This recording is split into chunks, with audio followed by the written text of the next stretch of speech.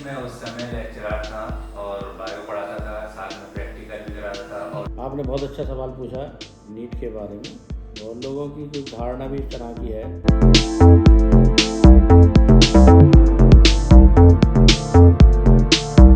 Hello guys, welcome back SM blog life style channel. तो कैसे हैं आप सब। तो आज हम आए हैं अपने कॉलेज मुस्लिम इंटर कॉलेज पर, जिसमें हम पढ़े थे।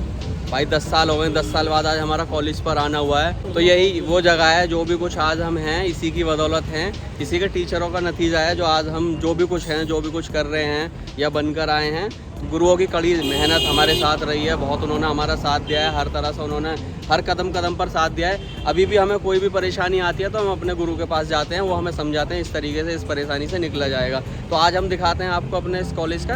अभी हम इसके मुख्य द्वार पर खड़े हुए हैं, अभी इसके बारे में बताते हैं और कॉलेज का पूरा व्यू दिखाते हैं, गेट का व्यू दिखाते हैं आपको। एक हमारे कॉलेज से ही फ्रेंड रहे हैं साहिल भाई, जो हमेशा साथ रहते हैं मेरे। और ये वोकेशनल में थे, मैं कॉमर्स में था, बट हम स्कूल टाइम से ही साथ रह रहे हैं। आज भी अल्हम्दुलिल्लाह हम साथ ही रह रहे हैं। तो साहिल भाई, कैसा लग रहा है आज आप कॉलेज पर आए हो अपने? आज कॉलेज पे आके बहुत ही अच्छा लग रहा है हमें। जैसा कि काफ़ी टाइम बाद आना हुआ तो कॉलेज में, इस चीज़ को हम अल्फाजों में बयान नहीं कर सकते अपना। जो चल के अभी आपको दिखाते हैं कैसा लगता है। अभी हमारा कॉलेज कितना चेंज हो गया। 10 साल से हम कभी स्कूल के अंदर भी नहीं गए, आना भी नहीं हो पाया है। कभी हम बाहर रहते हैं, कभी किसी वजह से। तो अभी हमें परमिशन मिली है कॉलेज में जाने के लिए। तो अभी चलते हैं, आपको दिखाते हैं पहले कॉलेज का मुख्य द्वार। हमारे कॉलेज का मुख्य द्वार है, अभी शूट चल रहा है, आपको पूरा व्यू कैमरे में भी दिखा देंगे। तो भाई जैसा कि आप देख सकते हैं, इस पर साफ साफ लिखा हुआ है बाबू खान साहब लोहे वाले। 1983 में इस गेट की नींव रखी गई थी। 1983 में ये गेट बनाया गया है और मुस्लिम इंटर कॉलेज साफ साफ लिखा हुआ आपको दिख भी रहा है।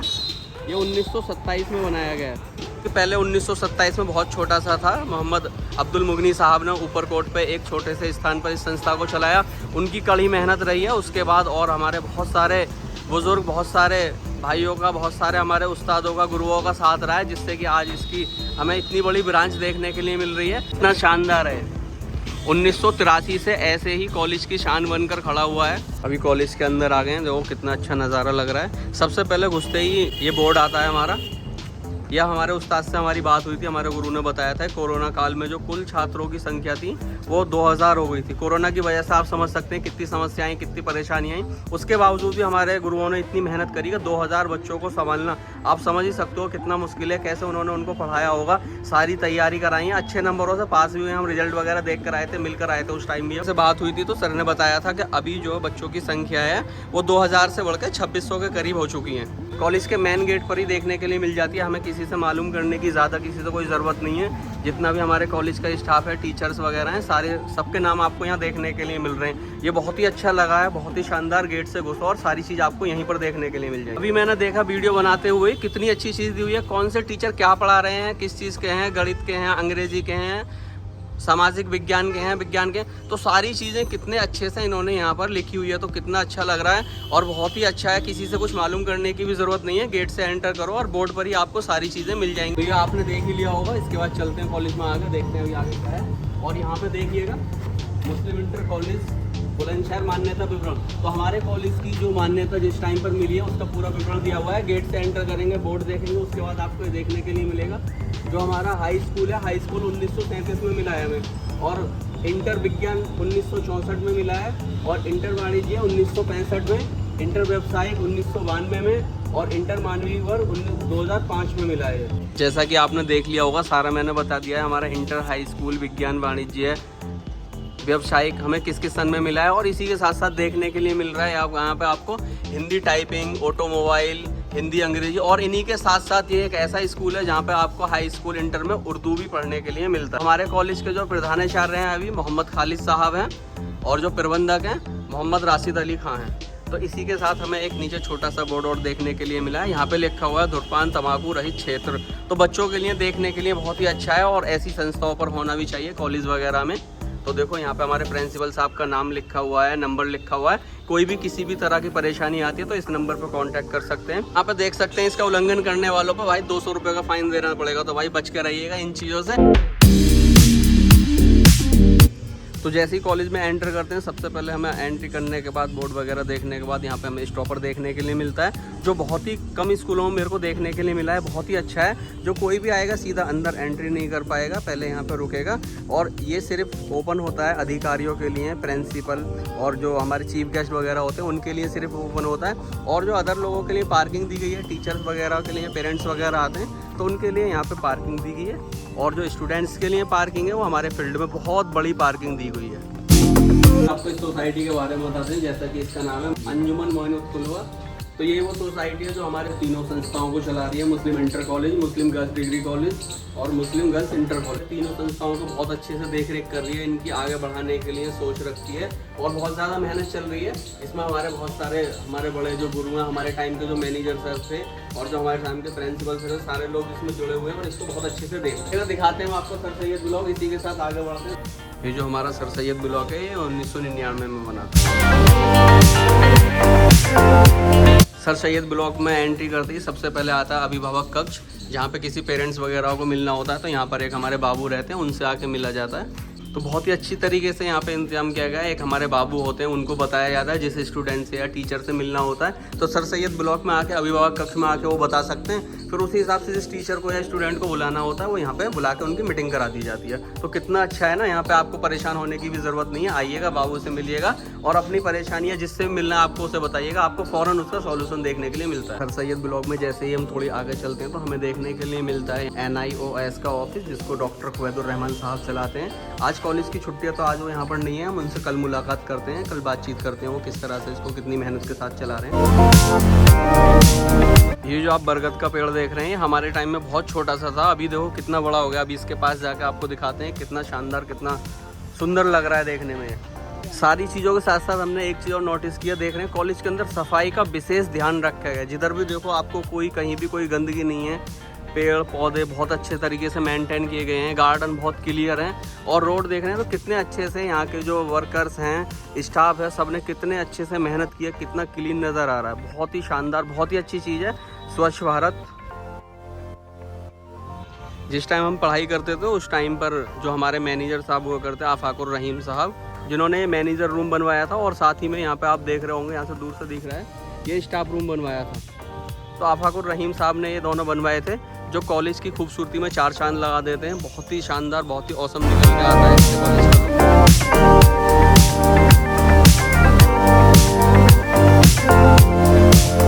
कॉलेज के अंदर एंट्री होती है तो सबसे पहले आपको बहुत बड़ा सा देखने के लिए मिलेगा तम्बाकू मुक्त परिसर। अभी चलते हैं, प्रिंसिपल साहब से बात करते हैं और मारूफ भाई कुछ नोटिस बोर्ड पर पढ़ रहे हैं। जैसा कि हम देख पा रहे हैं अभी कुछ मॉडर्न टाइप में देखने के लिए मिल रहा है और पहले कुछ इस तरह से होता था हमारा नोटिस बोर्ड। तो भाई इधर क्या नोटिस कुछ लगा हुआ है क्या? नोटिस तो लगा हुआ है, मैं ये देख रहा था सभी जो पेपर लगे हुए हैं इसमें नोटिस लगे हुए हैं जी वो सब कंप्यूटराइज लिखे हुए हैं, लेकिन दो जो नोटिस मैं देख पा रहा हूँ ये हाथ से लिखे हुए हैं और ये ऐसे लग रहे हैं जहीन सर के हाथ से लिखे हुए हैं। हाँ, जैसा कि मैं भी देख पा रहा हूँ, बाखूबी उनकी राइटिंग को पहचानते हैं जहीन सर की। तो अभी चलते हैं प्रिंसिपल साहब के पास, फिर बात करते हैं सीधा। Good morning sir. सर मैं शारिक मलिक, इस विद्यालय का एक स्टूडेंट रहा हूँ। सर हम अपने इस कॉलेज को लेकर एक यूट्यूब ब्लॉग बना रहे हैं, तो सर इस बारे में आपके क्या विचार है? सबसे पहले तो पूर्व छात्र होने के नाते मैं आपको इस विद्यालय में स्वागत करता हूँ आपका। और आप यूट्यूबर हैं, इसके लिए आपको बधाई बहुत बहुत। सोशल मीडिया ही एक ऐसा प्लेटफॉर्म है जिसके जरिए हम अपने आप को इंट्रोड्यूस करा सकते हैं, दूसरों को जान सकते हैं, दूसरों से कनेक्ट हो सकते हैं और इस अपने साथ दूसरों को हम जोड़ भी सकते हैं। कुल मिलाकर अपनी भावनाएं और अपने विचार हर एक इंसान तक पहुंचा सकते हैं। आप पूर्व छात्र होने के नाते इस विद्यालय से, इस कॉलेज से इतना स्नेह, इतना प्रेम रखते हैं, इसे अपना विषय बनाया ब्लॉग बनाने का। इसके लिए आपका जो प्यार है, समर्पण है विद्यालय के लिए, मैं उसकी सराहना करता हूँ। जी सर बिल्कुल, इस कॉलेज का हम एक एक लम्हा मिस करते हैं। टीचर साहिबान का पढ़ाना, खेलकूद कार्यक्रम, हर एक लम्हे को हम सर बहुत ज़्यादा मिस करते हैं। सर हमने 2012 में पास आउट किया था कॉलेज से, उस टाइम आप बायोलॉजी के लेक्चरर थे, अभी आप सर प्रिंसिपल के पद पर हैं, आपको सर बहुत मुबारक। तो सर आप बताना चाहेंगे दोनों पदों का आपको अनुभव है, तो आप इनमें क्या फ़र्क महसूस करते हैं? देखिए, मैं उस समय लेक्चरर था और बायो पढ़ाता था, साथ में प्रैक्टिकल भी कराता था, और जो उस टाइम प्रिंसिपल थे, मुझे जिम्मेदारी दी जाती थी उसको बखूबी निभाता था। अब मैं प्रिंसिपल बन गया हूँ, इस पद पर मुझे मैनेजमेंट ने ये जिम्मेदारी सौंपी है। उसके लिए मैं सबसे पहले अपने मैनेजमेंट का शुक्रिया अदा करता हूँ। और ये पद ऐसा है कि इसे पद के साथ सबको साथ लेकर चलना होता है, पूरे स्टाफ को साथ लेकर चलना होता है, मैनेजमेंट को, क्योंकि प्रिंसिपल जो होता है मैनेजमेंट और स्टाफ के बीच की कड़ी होता है। अपने स्टाफ की बात मैनेजमेंट तक पहुंचाता है और मैनेजमेंट की बात स्टाफ तक पहुंचाता है। इसके लिए हम लोग कड़ी से कड़ी मेहनत करेंगे और विद्यालय को नई ऊंचाइयों पर लेकर जाएंगे। जी सर, बिल्कुल हम देख पा रहे हैं कॉलेज के अंदर पढ़ाई, साफ सफाई, वॉइस रिकॉर्डर, बिल्डिंग, सर सब कुछ देखने के लिए मिल रहा है हमें, जैसे एक इंग्लिश मीडियम स्कूल में होता है। तो सर आगे हमें क्या कुछ नया देखने के लिए मिलेगा? सबसे पहले तो इस सबका क्रेडिट में इस विद्यालय की जो प्रबंधन समिति है जी, उनके सदस्यों को जाता है। आगे भी उनके साथ मिलकर मेरी योजना डिजिटल क्लासरूम की है और आगे डिजिटल क्लासरूम बनाने की है। इसके लिए आबाक साहब, राहत अली साहब और राशिद अली खान साहब से मेरी बातचीत चल रही है इस टॉपिक पर। इंशाल्लाह जल्द ही हम डिजिटल क्लास भी शुरू करेंगे। सर आजकल मुस्लिम इंटर कॉलेज बहुत छाया हुआ है स्पोर्ट्स को लेकर, अखबारों में न्यूज़ पढ़ने के लिए मिलती हैं, वीडियो देखने के लिए मिलती हैं, लोगों से सुनने के लिए मिलता है। सर ये सब सुनकर हमें बहुत अच्छा लगता है, बहुत प्राउड फील होता है। देखिए, हाल ही में इस विद्यालय में जनपदीय वॉलीबॉल प्रतियोगिता स्टेट हॉकी टूर्नामेंट कराया। आगे के दिनों में भी इसी महीने में जनपदीय एथलेटिक 2022 कराने जा रहे हैं हम, और कुल मिलाकर खेल प्रतिभाओं को बड़ा अवसर है, खिलाड़ियों का भविष्य उज्ज्वल। जी सर, आज भी आप इतने बिजी शेड्यूल में आज आपने हमारे लिए वक्त निकाल लिया, सर आपका बहुत बहुत धन्यवाद। वेलकम। आपको भावी जीवन के लिए अनेक शुभकामनाएं। खुश रहो, जीवन में प्रगति करो, ऐसी मेरी मनोकामना है।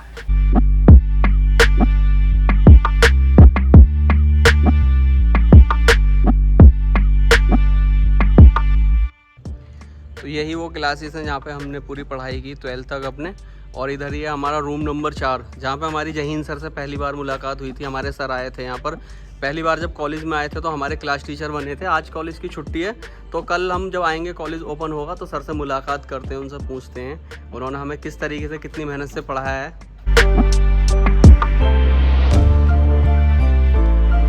कॉलेज के अंदर टोटल क्लास रूम है वो 50 हैं पूरे हमारे।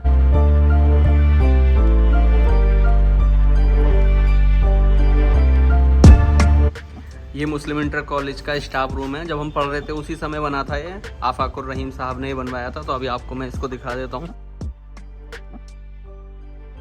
कॉलेज के अंदर हमें तीनों लैब देखने के लिए मिलती है। रसायन विज्ञान की लैब यहाँ पर दी हुई है। जैसे ही आगे चलते हैं तो यहाँ पे हमें भौतिक विज्ञान की लैब देखने के लिए मिलती है, और थोड़ा सा आगे चलते हैं तो इधर हमें देखने के लिए मिलती है जीव विज्ञान की लैब। तो तीनों लैब बाखूबी यहाँ पे आपने देखी हैं, काफ़ी अच्छे से है। अभी कॉलेज बंद है तो हम इसके अंदर से नहीं दिखा सकते आपको। यहाँ पर कला कक्ष है, और इसी की बराबर में हमें देखने के लिए मिलता है यहाँ पर स्पोर्ट्स कक्ष। जैसे कि सर ने अभी हमें बताया था इंटरव्यू में कि स्पोर्ट्स पे हमारा कितना ध्यान दिया जा रहा है, तो आप देख सकते हैं किस तरह से यहाँ पे सारी चीज़ मेंटेन की है। कॉलेज के अंदर कब कौन सा प्रोग्राम हो रहा है और किस तरह से आप इसको अप्लाई कर सकते हो, सारी चीज़ दी हुई हैं।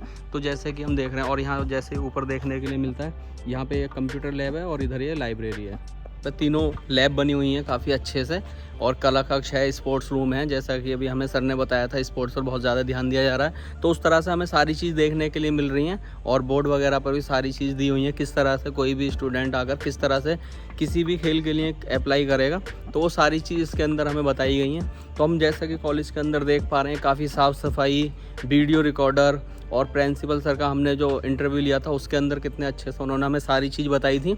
जैसा कि हम देख पा रहे हैं उससे अच्छा और उन्होंने बताया, और बहुत सारी चेंजिंग जो हमें देखने के लिए आगे मिलेंगी, वो भी सर ने बताया है कि पूरे स्टाफ के साथ, मैनेजमेंट के साथ लेकर चल रहे हैं। ये काफ़ी अच्छी बात है जो सबको साथ लेकर चल रहे हैं, और बहुत सारी चीज़ें हमें इसमें चेंजिंग देखने के लिए मिल रही है, नई नई देखने के लिए मिल रही है। जैसा डिजिटल आजकल हमारा देश आगे चल रहा है, उस हिसाब से कॉलेज को चलाया जा रहा है।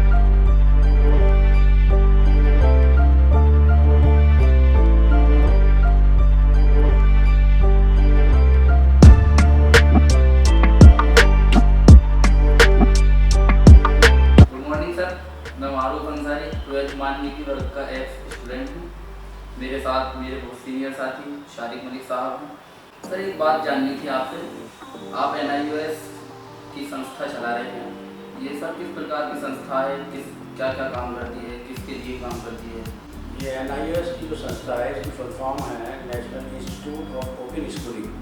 1989 के अंदर गवर्नमेंट ऑफ इंडिया ने डिस्टेंस एजुकेशन के ऊपर इस संस्था को जो खोला, और ये बेसिकली जो है यूनाइटेड किंगडम से, मतलब इंग्लैंड से जो है दिया है। सबसे पहले दुनिया के अंदर डिस्टेंस एजुकेशन जो है वो इंग्लैंड ने शुरू किया। उसके बाद वहीं से प्रेरणा लेकर इंडिया के अंदर भी जो है 1989 के अंदर जो शुरू किया गया, और पूरे स्टेट्स के अंदर जो है इसके अलग अलग सेंटर्स जो बनाए। एक एक डिस्ट्रिक्ट के अंदर बहुत सारे सेंटर्स हैं, 4-4, 5-5 सेंटर्स भी जो दिए गए हैं। और ऐसे ही जैसे स्टेट्स के अंदर दिए गए हैं, इसी तरह से जो है एब्रॉड जो है वो उसके सेंटर्स दिए गए हैं। UAE के अंदर भी हैं, और सऊदी अरबिया के अंदर भी हैं, नेपाल के अंदर भी हैं, साउथ अफ्रीका के अंदर भी हैं। इस तरह से इसके जो है सब जो है सेंटर्स जो है बनाए गए हैं, उनके रीजनल सेंटर्स हैं, और एक हेडक्वार्टर है इसका जो है। और ये फुल्ली जो है मिनिस्ट्री ऑफ एजुकेशन के अंडर के अंदर अब आता है। उससे पहले जो मिनिस्ट्री ऑफ एचआरडी होती थी, अब जो मिनिस्ट्री ऑफ एजुकेशन है उसके अंतर्गत जो है ये संस्था जो आती है। इसके सारे जितने प्रोग्राम्स होते हैं वो भी जो है वो एजुकेशन मिनिस्ट्री से ही होते हैं जी। और मार्कशीट जो आती है उसके ऊपर भी जो गवर्नमेंट ऑफ इंडिया ही लिखा हुआ होता है।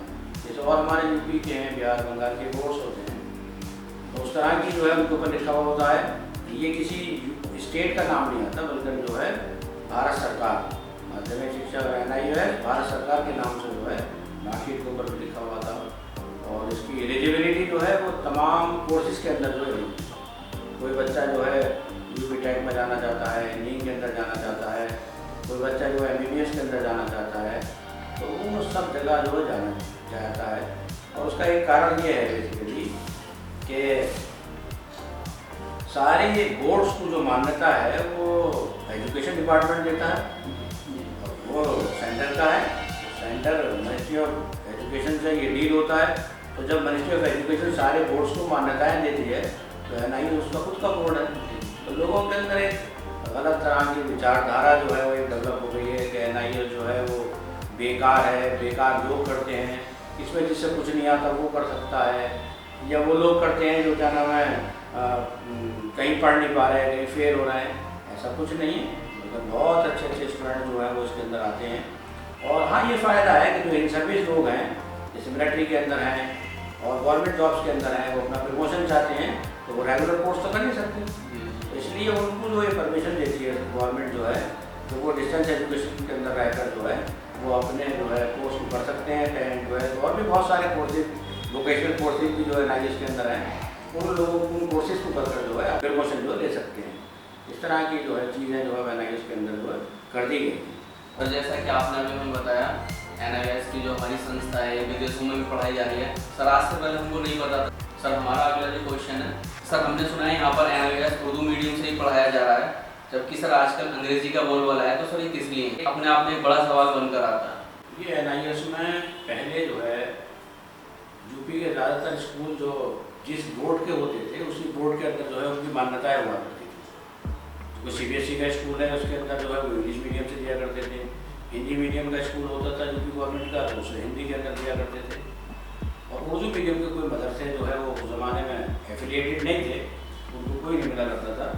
तो भारत सरकार ने ये पहल की कि भाई इन सारे स्कूल्स के अंदर जो है, जो मोस्टली माइनॉरिटीज़ के स्कूल्स हैं और मदरसा एजुकेशन के जो लोग हैं, उनके अंदर उर्दू मीडियम चलाकर इनका जो उत्थान किया जाए।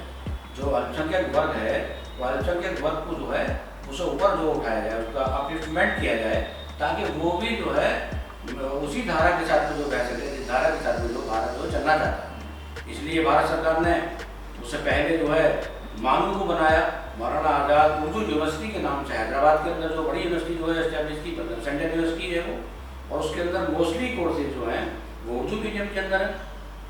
और यूपी में तो खास तौर से उर्दू जो है वो सेकंड लैंग्वेज है। इसलिए मदरसे के लोगों को और अल्पसंख्यक लोगों को जो है बढ़ावा देने के लिए भारत सरकार की ये बहुत अच्छी पहल है, जिसके अंदर पूरा कोर्स जो है वो अवेलेबल है। आज भी नेट के ऊपर भी जो है जिस सब्जेक्ट की जो किताब चाहिए वो फ़ौरन जो है उसकी PDF जो मौजूद है, और कोर्स को जो है वो लागू किया, और सारी चीज़ें उसके अंदर जो है वो आज भी मौजूद है। इधर एडमिशन होता है, उधर बच्चे का कोर्स जो उसके घर पर पहुँच जाता है, और उससे बच्चे लोग तरक्की कर रहे हैं, लोग पढ़ रहे हैं। पहले वरना तो जो मदरसे के अंदर बच्चे पढ़ते थे वो बस अपने वही दीन की किताब कुरान और हिफ्ज़, उसके अलावा कुछ नहीं पढ़ते थे। लेकिन अब ये पहल हुई है तो अब इससे जो मदरसे के बच्चे जो है वो नई एजुकेशन के जरिए जो जुड़ रहे हैं, टेक्निकल एजुकेशन उनके पास जो है वो प्राप्त हो रही है। उससे पहले सरकार का भी ये नियम था कि मदरसे के अंदर जो 2 टीचर्स को जो दिया करते थे, यूपी गवर्नमेंट के जो एफिलिएटेड मदरसे हैं उनके अंदर 2 टीचर को, एक साइंस और मैथ्स को जो दिया करते थे। लेकिन अब जो है मिनिस्ट्री ऑफ एजुकेशन ने, NIS डिपार्टमेंट ने जो है हर मदरसे के बच्चे के लिए जो छूट दी थी कि बगैर किसी क्लास के पास हुए वो जो है डायरेक्ट 10th क्लास के अंदर जो एडमिशन ले सकता है, फिर 12th कर सकता है, उसके बाद में नीट कर सकता है, उसके बाद में जो है वो इंजीनियरिंग के अंदर जा सकता है, इसके बाद में जो वो किसी दूसरे कोर्सेज के अंदर पायलट बन सकता है। दुनिया के बहुत सारे ऑक्यूपेशंस हैं जिनके अंदर जो बच्चा जो जा सकता है। इसलिए भारत सरकार की एक बहुत अच्छी पहल उन लोगों ने की है। और इसके अंदर खुसूसन यूपी के अंदर जो जमीयत उलमा हिंद है उसके उनके क्वालिफिकेशन से जो है ये जो चलाया जा रहा है। और माइनॉरिटीज़ के लिए जो है NIS डिपार्टमेंट जो है वो खुद फीस नहीं देता। ये एक अपना आप में बहुत अच्छा, सरकार की बहुत अच्छी पहल है कि जो NIS के अंदर उर्दू मीडियम के बच्चे हैं उनकी सरकार जो फीस नहीं लेती। और उसके अंदर जो है बहुत बड़ा योगदान जो है जमीयत उलमा हिंद का है, तो दिल्ली के अंदर बहादुर जफर मार्ग के ऊपर है। उन लोगों के साथ में मिलकर जो है इसमें उन लोगों ने NIS बोर्ड के चेयरमैन से मिलकर जो है इस तरह का कार्यक्रम कराया, जिसके तहत जो है यूपी के अंदर और पर्टिकुलर बुलंदशहर के अंदर हमारे यहाँ फर्स्ट टाइम 150 बच्चे जो है वो उर्दू मीडियम के जो पहली बार में जो बच्चे इनरोल्ड हुए और वो सारे के सारे जो पास हुए। अब सेकंड टाइम में 2 बार NIS के अंदर एग्जाम होता, एक तो अक्टूबर के अंदर और एक जो है वो अप्रैल के अंदर। तो जो अप्रैल में बैठे थे 150-75 बच्चे, इस बार जो है 62 बच्चे जो हैं वो इसके अंदर अक्टूबर के अंदर बैठे थे। ऐसी अगली साल जो अप्रैल में आने वाली जो साल है 2023 की, उसके अंदर भी जो उम्मीद है कि 200-300 बच्चे जो है वो उर्दू मीडियम के जो है वो हो जाएंगे। और बहुत अच्छी पहल है सरकार की, जो इस तरह से NIS बोर्ड जो है वो बहुत अच्छा योगदान जो है वो अपना शिक्षा के अंदर जो दे रहा है। जैसा कि अभी आपने बताया था भारत सरकार उर्दू मीडियम वाले बच्चों से पैसे नहीं लेती है। इसीलिए सर आपने भी एक जिक्र किया था नीट के लिए। तो सर जैसा कि समाज में सुनने के लिए मिलता है कि NIS के बच्चे नीट में नहीं बैठ सकते, तो सर इसके बारे में बताइए, हम इस बारे में जानना चाहेंगे कि NIS के बच्चे नीट पर बैठ सकते हैं या नहीं सर। आपने बहुत अच्छा सवाल पूछा नीट के बारे में। और लोगों की कुछ धारणा भी इस तरह की है कि जो रेगुलर कोर्सेज से बायोलॉजी लेंगे वही नीट जैसे विषयों के अंदर जो जा सकते हैं, लेकिन ऐसा नहीं है। तमाम बोर्ड्स को जो मान्यता देती है वो भारत सरकार देती है, मिनिस्ट्री ऑफ एजुकेशन देती है। तो भारत सरकार का ही हमारे पास भी ऑर्डर है कि हमारे विद्यार्थी जो हैं वो सारे के सारे जो है नीट के अंदर जो है अप्लाई कर सकते हैं। आपसे जो है 10 साल पहले जो है ये प्रावधान नहीं था।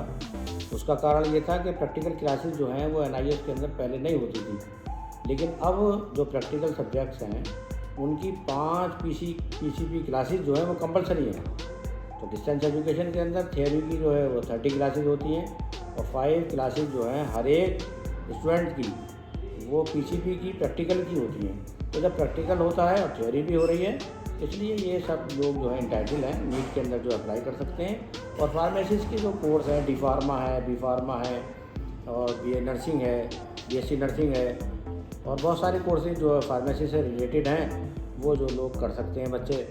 इसके लिए हमारे पास जो है गवर्नमेंट का जो है GO है, ये फार्मेसी काउंसिल ऑफ इंडिया का, जिसके तहत NIS को उन्होंने जो है वो मान्यता दी है, जिसको हम यहाँ पर दर्शाना चाहेंगे। दूसरा, भारतीय आयुर्वेदिक परिषद जो है उसने मेडिकल के लिए, ये MBBS के लिए जो है परमिशन दी है। इसमें लिखा हुआ है, यहाँ अंडरलाइन किए हुए हैं, वहाँ पर MBBS के लिए ये परमिशन दी हुई है कि NIS के छात्र जो हैं वो नीट के अंदर जो अप्लाई कर सकते हैं और बहुत अच्छे डॉक्टर जो हैं और समाज की सेवा जो वो कर सकते हैं। सर आप जामिया मिल्लिया से डॉक्टरेट हैं, वहाँ का पढ़ने पढ़ाने का जो स्तर है वो बहुत ऊंचा माना जाता है। ऐसे में आप मुस्लिम इंटर कॉलेज में नागरिक शास्त्र जैसा भूखा माना जाना वाला विषय किस प्रकार मैनेज करते हैं सर? मेरी स्कूलिंग भी जो है जामिया की है और मैंने BA में B.Ed M.Ed PhD जो है जामिया इस्लामिया से ही की है, वो सेंट्रल यूनिवर्सिटी है। और PhD मेरी जो है वो एजुकेशन के अंदर ऑक्यूपेशन एस्पिरेशंस के ऊपर है। तो सब्जेक्ट को किसी सब्जेक्ट को कम कर देना, किसी सब्जेक्ट को आगे कर देना, पीछे कर देना, ऊपर नीचे कर देना, ये सब्जेक्ट के पढ़ाने वाले के ऊपर भी है कि वो बच्चे को किस तरह से जो है उसके अंदर इंटरेस्ट पैदा किया। मेरे उस्तादों के ज़रिए तो मुझे ये मैंने पढ़ा है अपने उस्तादों से कि पॉलिटिकल साइंस को भी जो मैथमेटिकली पढ़ाया करते थे, तो ऐसे उस्तादों से सीखकर मैं भी यहाँ पर जो है सब्जेक्ट को बहुत ही अच्छा मानता हूँ। और मेरा इंटरेस्ट भी जो है, हालांकि PhD मैंने एजुकेशन में की है, लेकिन मेरा इंटरेस्ट जो है पॉलिटिकल साइंस के अंदर, नागरिकशास्त्र के अंदर ही है। और मैं अपने बच्चों को यहाँ पर पढ़ाता भी इसी तरीके से। आर्ट साइंस के अंदर जो टफेस्ट सब्जेक्ट हैं वो दो कहलाते हैं, एक तो इकोनॉमिक्स होता है और एक जो नागरिकशास्त्र होता है। तो नागरिकशास्त्र के अंदर थोड़ी सी मेहनत तो है, लेकिन स्कोप बहुत है। जैसे आपका जर्नलिज्म का कोर्स है, वो इसके बगैर जो है वो अधूरा रह जाएगा। डाटा एनालिसिस के कोर्सेज हैं, वो इसके अंदर जो है वो ज़रूरी हैं। और आजकल तो मास मीडिया के कोर्सेज जो हैं वो पॉलिटिकल साइंस के बच्चे ही ज़्यादातर करते हैं। जामिया इस्लामिया में और बहुत सारे जो है प्राइवेट इंस्टीट्यूट के अंदर भी जो इसके सब्जेक्ट को जो है बहुत जो है आगे जो तरक्की कर रहे हैं लोग।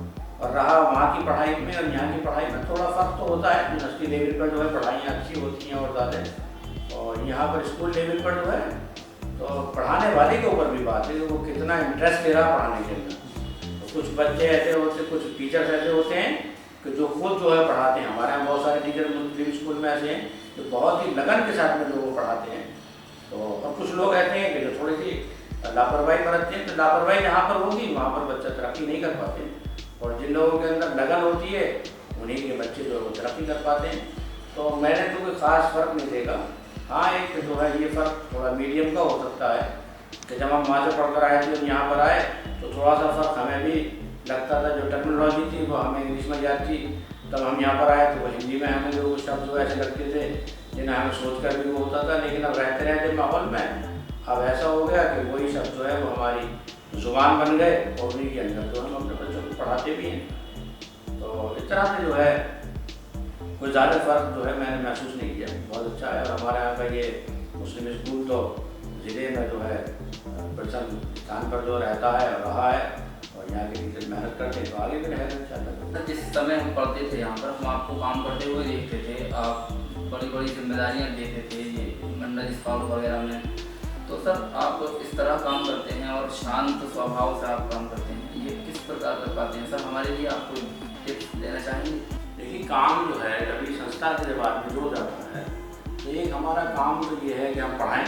हमारा पहली जिम्मेदारी हमारी ये है कि हम पढ़ाते हैं, और पढ़ाने के साथ कॉलेज के जितने काम हमें मिले उनको ऐसी ही जिम्मेदारी के साथ जो पूरा करना चाहिए। काम कभी भी छोटा नहीं होता, कोई काम बड़ा नहीं होता।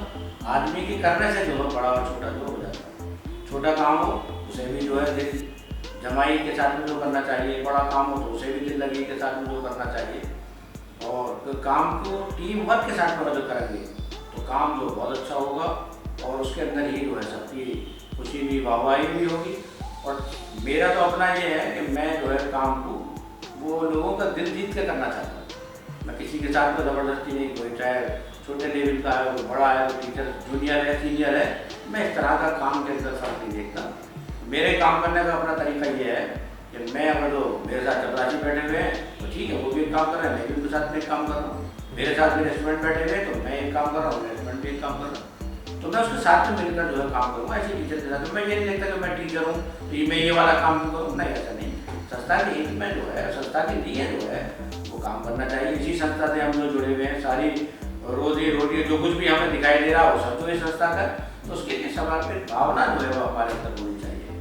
और इसी तरह से मैं तो काम करता भी, और आपको भी यही जो है मैं टिप दूँगा कि ज़िंदगी के अंदर कोई काम जो है जब भी करें उसे छोटा और बड़ा समझकर जो काम पूरा करें। हमेशा एक काम को जो है अच्छे करने की कोशिश करें। अपना इंसान का अपना काम जो है वो उसे रुतबे तक पहुँचा देता, बड़े औहदे तक जो उसे पहुँचा देता। और काम को सोचा कि मैं इस काम को क्यों करूँ, मैं तो मेरा तो काम नहीं है, तो काम भी बिगड़ जाएगा और आप भी जो है वो आपके अंदर भी जो है वो एक घमंड तकब्बुर जैसे कहते हैं वो चीज़ पैदा हो जाएगी, उसे ख़त्म करना चाहिए। घमंड तकब्बुर इंसान को जो गिराती है, और आज की इंकसारी जो है वो इंसान को जो है बड़ा ऊँचा कर देती है। ये है ये चीज़ अपने अंदर दाखिल करने की भी है कि हम अपनी ज़िंदगी के अंदर जो है घमंड तकब्बुर को जो ख़त्म करें, और आज की इंकसारी मस्करत अपने अंदर पैदा करें, जिससे इंसान जो तरक्की करेगा पूरी ज़िंदगी के लिए। सर आपका बहुत शुक्रिया, आपने इतने बिजी शेड्यूल में सर हमारे लिए वक्त निकाला। Thank you sir. तो आपका भी बहुत बहुत शुक्रिया, आप लोगों ने भी यहाँ पर आए और क्या नाम है थोड़ा सा ये बाकी इस बात के मतलब इंटरव्यू लिया आपने IAS के बारे में। हमारी ये कामना है आप दिल से आप ज़िंदगी के अंदर तरक्की करें और आगे आगे जो बढ़ें। हमें भी इसको खुशी होती है कि हमारे बच्चे पढ़ने वाले हमारे संस्था के वो जो आगे बढ़ते हैं, तो हमें भी इस बात की खुशी होती है। तो मेरा हमेशा दुआ आपके लिए है कि हमेशा